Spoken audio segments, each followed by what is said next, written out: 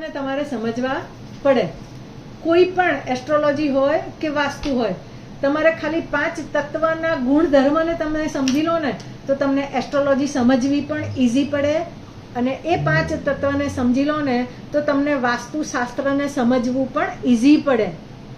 તો એક સિમ્પલ ઉદાહરણ, મેં તમને કીધું ને કે એક તત્વ ઉપર હું 3 કલાક સુધી બોલી શકું, બરાબર.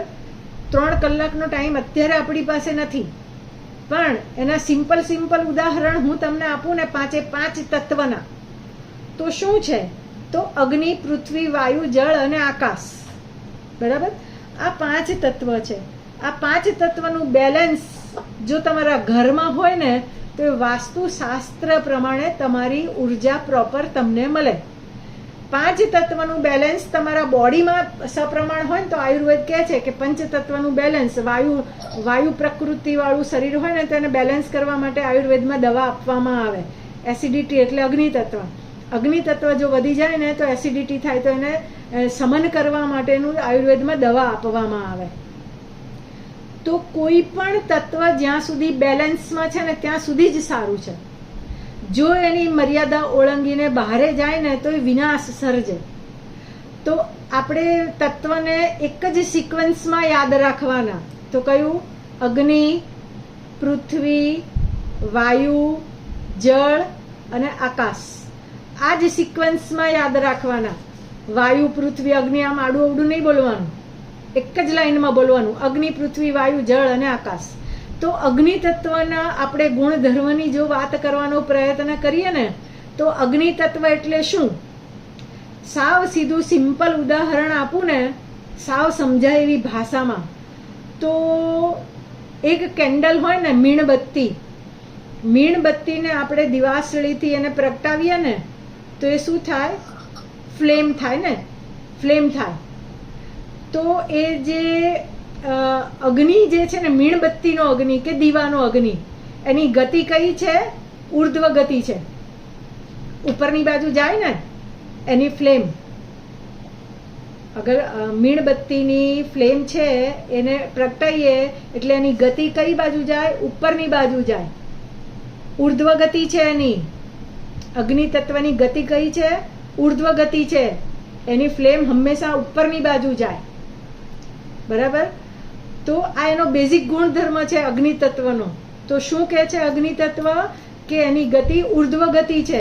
ઉર્ધ્વ ગતિ છે એટલે શું થાય કે કંઈક મેળવવાની, કંઈક બીજા કરતાં વધારે વસ્તુ, મટીરિયલિક લાઈફ હોય કે નોલેજ હોય, એના કરતાં વધારે વસ્તુ મેળવવાની ઈચ્છા અગ્નિ તત્વવાળામાં વિશેષ હોય.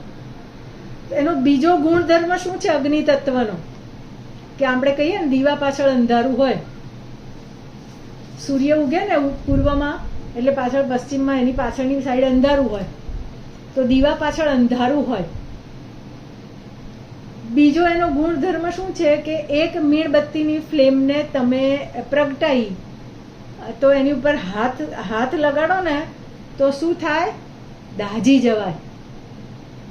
તો બળવું અને બાળવું, બળવું મતલબ પોતે તો બળે જ છે અને પ્રકાશ આપે છે, પણ જો એને કોઈ છંછેડે ને, એની ઉપર હાથ મૂકે ને તો સામેવાળાને પણ બાળે, બરાબર. એક દીવાને, સાવ સામાન્ય નાનો એક દીવો આપણે ઘરમાં પ્રગટાઈએ અને એની ઉપર આમ હાથ મૂકીએ ને તો દાઝી જવાય. એ જાતે બળીને દુનિયામાં પ્રકાશ આપવાનું કામ કરે છે અગ્નિ તત્વવાળા વ્યક્તિઓ. તો 1, 5, 9 રાશિ આવે એમાં. તો અગ્નિ તત્વનો ગુણ શું છે? પોતે બળીને પણ દુનિયામાં પ્રકાશ ફેલાવવાનું કામ એ અગ્નિ તત્વનું છે. પણ જો એને છંછેડવામાં આવે ને, કે હળિયો કરવામાં આવે ને તો એ તમને પણ બાળી નાખે. આ અગ્નિ તત્વનો મુખ્ય ગુણ છે. પ્રકાશ આપવો, જાતે બળીને પ્રકાશ આપવો, પણ એના કામમાં જો કોઈ વિઘ્નો નાખે તો સામેવાળાને પણ નુકસાન પહોંચાડે. આ અગ્નિ તત્વનો ગુણ છે. આ પૃથ્વી પર જેટલા વ્યક્તિઓ 1, 5 અને 9 રાશિવાળા છે ને એ અગ્નિ તત્વની રાશિવાળા છે.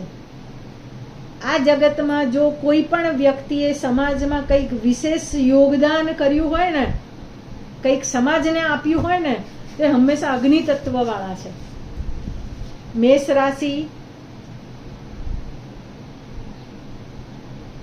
સિંહ રાશિ અને ધન રાશિ, એમાં પછી અલગ અલગ કેરેક્ટરિસ્ટિક જોવા પડે.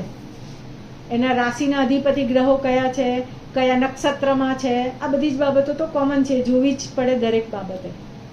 તો આ તમારો થયો અગ્નિ તત્વનો 2 લાઈનમાં મેં તમને ગુણધર્મ કીધા. તે ઉર્ધ્વ ગતિ છે, જાતે બળીને, જાતે બળવું એટલે મહેનત કરવું, બળવું એટલે મહેનત કરવું, અને મહેનત કરીને પણ સમાજમાં કંઈક આપવું ને, એ અગ્નિ તત્વનો ગુણ છે.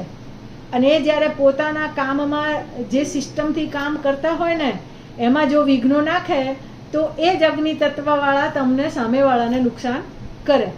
આ અગ્નિ તત્વનો ગુણ થઈ ગયો. બરાબર? આટલું ક્લિયર? હવે આવે છે પૃથ્વી તત્વ.